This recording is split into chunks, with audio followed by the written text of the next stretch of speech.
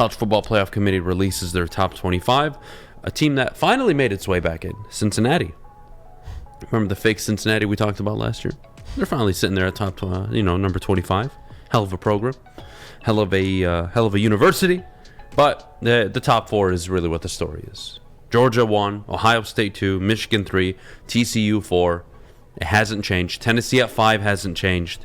And now you saw the movement that I talked to you about yesterday that we actually both agreed on and we both said would happen, which is LSU would move up to 6, USC, to 7, Bama to 8. I wanted UNC in the top 10. They have them at 13. That's a whole different conversation. I think they're putting way too much respect on Clemson, but what is the committee trying to tell us? That's what I always look at.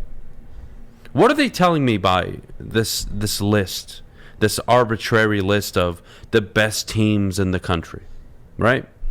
What are they trying to tell me? Are they really trying to tell me that Penn State is the 11th best team in the country after getting manhandled by Michigan and Ohio State? So you get credit for having bad losses against great teams? Because North Carolina is a one-loss team, and I see no reason why Penn State should be higher. So what is the committee trying to tell me here? What the committee is telling me is they're setting us all up.